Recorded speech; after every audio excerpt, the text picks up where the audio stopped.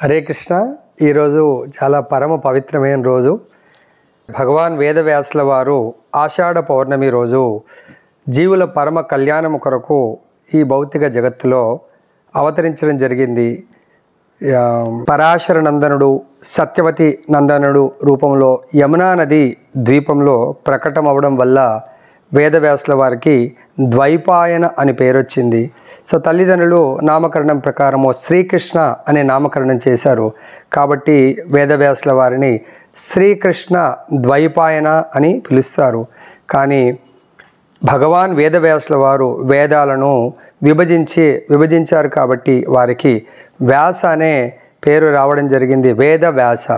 కాబట్టి వేదవ్యాసుల వారిని శ్రీకృష్ణ ద్వైపాయన వ్యాస అని పిలుస్తారు. ఈ జగత్తు మొత్తం ఎన్నో సాంప్రదాయాలున్నాయి. వాటన్నిటికీ కూడా ఆస్తిక సాంప్రదాయాలందరికీ కూడా వేదవ్యాసుల వారు రచించినటువంటి శాస్త్రం పరమ ప్రామాణికం.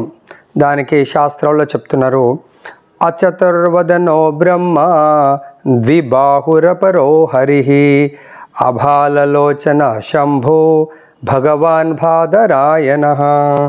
అంటే భగవంతుడు ఈ సృష్టిని సృష్టించేప్పుడు ముగ్గురి రూపాల్లో కార్యాలను చేస్తూ ఉంటారు. బ్రహ్మ రూపంలో సృష్టి కార్యాన్ని చేస్తారు, విష్ణు రూపంలో పాలన పోషణ కార్యాన్ని చేస్తారు, శంభు అంటే శివుడి యొక్క రూపంలో సంవార లయ కార్యాన్ని చేస్తూ ఉంటారు. బ్రహ్మ ఏదైతే వేదాలను 4 ముఖాల ద్వారా ప్రకటన చేశారో అదే వేదవ్యాసుల వారు కూడా బ్రహ్మతో సమానం. ఎందుకంటే వేదవ్యాసుల వారికి ఒకే ముఖం ఉంది, కానీ ఆ ఒకే ముఖం ద్వారా వేదవ్యాసుల వారు బ్రహ్మ ముఖారవిందం ద్వారా వేదాలను బోధించడం జరిగింది, ప్రకటన చేయడం జరిగింది. సో వేదవ్యాసుల వారు లిఖితపూర్వకంగా వేదాలను, ఉపనిషత్తులను, పురాణాలను, ఇతిహాసాలను, అంతేకాకుండా మన సంస్కారాలను, మన ధర్మాలను అన్నింటినీ కూడా ప్రకటన చేస్తారు. ఒకవేళ వేదవ్యాసుల వారు ఈ సృష్టిని చేయకుండా ఉంటే మానవుల్లాగా జీవించేవాళ్ళు కాదు, వాళ్ళు పశువుల్లాగా జీవించేవాళ్ళు. ఎందుకంటే వాళ్ళకు సంస్కారం ఏంటి, వాళ్ళ యొక్క జీవిత పరమ లక్ష్యం వాళ్ళకు బోధన ఉండేది కాదు. సో కాబట్టి ఇక్కడ బ్రహ్మ ఏదైతే సృష్టి చేశారో వేదవ్యాసుల వారి యొక్క సృష్టి తిరిగి సృష్టిలో జన్మించినటువంటి సృష్టిని వేదవ్యాసుల వారు చేయడం జరిగింది. దాని తర్వాత మనము నెక్స్ట్ భగవంతుడు విష్ణు రూపంలో పాలన పోషణ చేయడం జరుగుతూ ఉంది. విష్ణు భగవానుడు ఈ సృష్టి బ్రహ్మ సృష్టించినటువంటి జీవుల యొక్క పాలన పోషణ బాధ్యతను స్వీకరించారు. పాలన పోషణ అంటే ఈ దేహాన్ని పోషించడానికి కొరకు 2 రకాల పోషణలు ఉంటాయి. ఒకటి దేహ పోషణ, రెండవది ఆత్మ పోషణ. సో మొదటి పోషణ దేహ పోషణ, భగవంతుడు అన్న ఆహారాన్ని ప్రతి జీవికి తగ్గటువంటి పోషక పదార్థాలను భగవంతుడు ప్రసాదిస్తున్నాడు. కానీ ఇక్కడ మనం ఏం చూడొచ్చు అంటే ఈ దేహాన్ని ఎంత పోషించినా కూడా 6 రకాల మార్పులకు గురవుతుంది, లాస్ట్కు ఈ దేహము నశించిపోతుంది. కానీ వేదవ్యాసుల వారి యొక్క పోషణ ఏదైతే ఉందో ఆధ్యాత్మికమైనటువంటి జ్ఞాన వైరాగ్య భక్తి ద్వారా ఈ ఆత్మని పోషిస్తూ ఉంటాడు. సో భగవంతుడు విష్ణువు యొక్క పోషణ ఎప్పుడైనా కరువు కాటకాల ద్వారా, అంటే ప్రతి జీవి యొక్క కర్మ ప్రకారమే వాళ్ళ పోషణ పాలన జరుగుతూ ఉంటుంది. కానీ వేదవ్యాసుల వారి యొక్క పోషణ ఎటువంటిదంటే ఎటువంటి జీవికి తారతమ్యాలు, కర్మలతో సంబంధం లేకుండా భగవాన్ వేదవ్యాసుల వారికి అందరినీ కూడా బ్రాహ్మణుడు, చండాలుడు, సో వాడి యొక్క ఎటువంటి భేద అభిప్రాయాలు లేకుండా ప్రతి ఒక్కరిని కూడా ఈక్వల్గా పోషణ చేయడం జరుగుతుంది. వేదవ్యాసుల వారి పోషణ వల్ల వాళ్లకు పునర్జన్మ తీసుకునే అవకాశం ఉండదు అన్నట్టు. కాబట్టి వేదవ్యాసుల వారిని వ్యాస భగవానుని విష్ణువుతో సమానంగా మనం చూడొచ్చు. అంతేకాకుండా విష్ణువు యొక్క పాలన పోషణ కంటే కూడా వేదవ్యాసుల వారి పాలన పోషణ చాలా ఉన్నతమైనదిగా మనము గ్రహించవచ్చు. తర్వాత లాస్ట్గా భగవంతుడి శివుడి రూపంలో సంవారం అంటే లయ కార్యాన్ని చేస్తూ ఉంటారు. సో శివుడి యొక్క లయ కార్యం అంటే ఈ సృష్టిలో లాస్ట్కు ఈ సృష్టిని ప్రళయ రూపంలో సంహారం చేస్తూ ఉంటారు. అదేవిధంగా వ్యాస భగవానుల వారు కూడా ప్రతి ఒక్కరి జీవితంలో అంటే మన యొక్క దేహంలో ఉన్నటువంటి అజ్ఞానాన్ని, అవిద్యను, మనం ఇంకా మన లోపల ఉన్నటువంటి 6 శత్రువులు ఉంటారు. కామ, క్రోధ, లోభ, మోహ, మద, మాత్సర్యాలు. వీళ్ళే మనని పునర్జన్మ తీసుకునేట్టుగా చేసేటువంటి శత్రువులు. వీటన్నిటిని కూడా వేదవ్యాసుల వారు, వ్యాస భగవానుడు తన యొక్క జ్ఞాన వైరాగ్య భక్తి ద్వారా, ముఖ్యంగా జ్ఞాన అనే ఖడ్గము ద్వారా ఈ శత్రువులను సంవరిస్తాడు. ఒక్కసారి వేద వ్యాసుల వారి జ్ఞానం అనే సంహారము జరిగిందంటే తిరిగి మళ్ళీ సృష్టి జరగదు. అదే మనము శివుడు, శంకర భగవానుడు చేసేటువంటి లయము తర్వాత మళ్ళీ సృష్టి జరుగుతుంది. మన బ్రహ్మాండంలోనే చూసుకున్నట్టయితే 10 అంటే బ్రహ్మ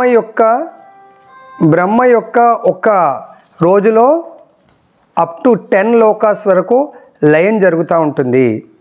మళ్ళీ లయం తర్వాత మళ్ళీ బ్రహ్మ యొక్క డే స్టార్ట్ అయిన తర్వాత మళ్ళీ సృష్టి జరుగుతూ ఉంటుంది. కానీ ఒక్కసారి వ్యాస భగవానుడి యొక్క జ్ఞానమనే ఖడ్గము ద్వారా జీవుడి లోపల అజ్ఞానము, అంధకారము లయం జరిగిందంటే మళ్ళీ సృష్టి జరగదు. సృష్టి జరగదంటే అతను భగవద్ధామము వెళ్ళడానికే ఇంకా ఆయన పాత్రుడవుతాడు.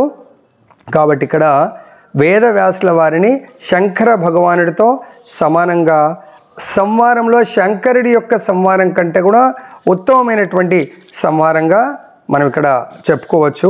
తర్వాత మనకు ఆచార్యులు, శాస్త్రాల ప్రకారము ఈ భగవంతుడు ముగ్గురుగా విడిపోయి తమో, రజో,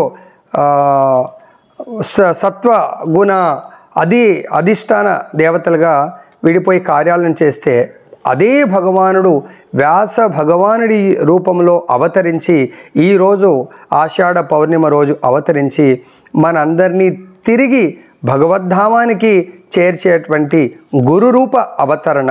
గురు అనే పదము కేవలము వ్యాస భగవానుడినే అడ్రస్ చేస్తుంది. కాబట్టి అన్ని సాంప్రదాయాల్లో కూడా గురువుగారి పుట్టినరోజు వ్యాస దినోత్సవంగా చెప్తూ ఉంటారు. వ్యాస పూజ అని ప్రతి సాంప్రదాయంలో ఆ పూజ వారి గురువుని సేవిస్తూ ఉంటారు.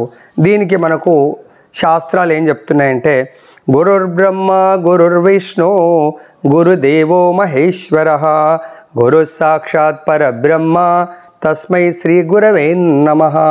మనం అనుకుంటాం ఇది ఎవరికి పడితే వాళ్ళకి ఈ శ్లోకాన్ని తో పోలుస్తూ ఉంటాం.